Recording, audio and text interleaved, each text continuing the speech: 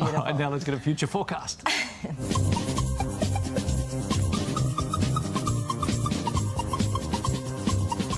Well, fitness, as Larry knows, is big business. Each year, Aussies spend $8.5 billion on gyms and exercise regimes. Now, of course, the way we exercise has evolved throughout the decades, but how will we keep in shape in 10 or even 20 years from now?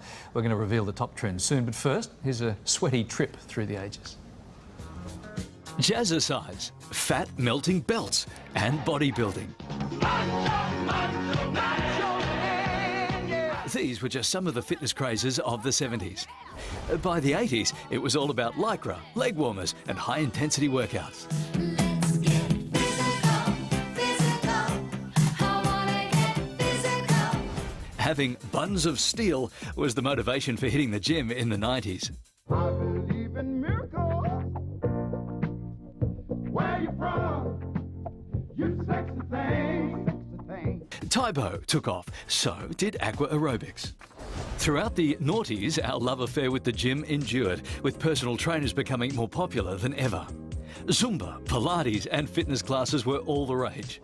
These days, exercise enthusiasts rely on wearable technology to keep them on track, helping them achieve their results. Gosh, that little swingy thing was interesting. So how will we exercise in 10 or 20 years from now? Let's ask Futurist Chris Riddell, who joins us live from Melbourne.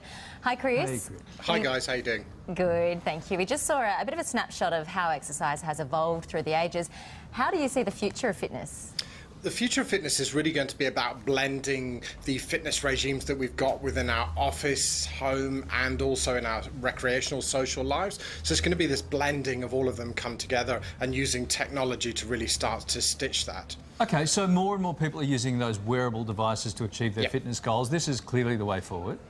It is. Wearable device technology is massive now in the world we live in. Apple just launched their new Apple smartwatch just yesterday. We've heard all about that. And this stuff that we're seeing now on the screen here is this printable technology that you can actually put onto your skin and actually have that embedded within you. There's also this other technology called exoskin. You can actually wear this separate layer over yourselves to be able to actually use technology to bring out the best in you. Oh, can you just send that layer of skin for a run? Great idea. So collecting that data, as you said, it's like virtual smart skin technology. How will health insurers be able to use this information? Well, this is a really interesting part. Everything about the fitness world that we're in now is about collecting data. So with these wearable devices, they're collecting things like our location with GPS information, our heart information, all sorts of stuff's being collected. Insurance companies actually want access to this. We're seeing some in the US actually now saying if you want a health policy with them, you have to have a wearable device so they can actually adjust your premium accordingly. Okay. I don't think I would have much data to collect at the moment. Well, not if you send your second skin out for a run. Hey, drones have become a great source of entertainment. These things are everywhere, but there's already a prototype to keep runners fit. Run us through sort of how this works. Absolutely. We saw this come out on a website just the end of last year. Is this drone which can actually follow you and be your partner within your exercise regime. So if you've got nobody to go and run with, this thing will follow you, it'll track you, it'll keep you motivated, and it'll actually have some interaction with you as you're going along on your exercise regime. We saw this start on Kickstarter just a few months ago towards the end of last year, and this stuff's going to become big. It's around how you can use technology to help you along. Oh, is this what you take it to the movies with you? Isn't it? You go for a run or a walk to kind of have some alone time, don't you? What, now you can have your drone time. It's fine.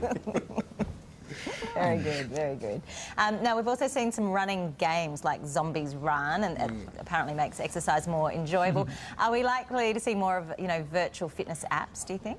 Yeah, look, the Zombie Run thing might be for you here, Larry. This one's if you haven't got anybody else to go out and run and you want to really get those abs going really well, then this app will actually have this offline and online experience with you. We call this gamification. It's actually using game technology to make something that is pretty arduous or pretty mundane a little bit more fun. This stuff has actually got more than 1 million people subscribed up to it globally. It's really, really big, and we're going to see more of this as we go through in the next couple of years. Well, I don't know what it is. What does it do? So is it like there's a virtual competitor that you're running Yeah, against? exactly. So what you do is you go and have these GPS locations that around the town that you run in. The app will actually tell you how quickly you've got to get to that next milestone in order for you to be able to win, and you compete with other people in the town that you live in. Oh, my drone's going to get jealous if I start competing with other people. Hey, thank you very much for that. Always a great chat. Good to talk. Pleasure. Thanks, Larry. Thanks, Sarah.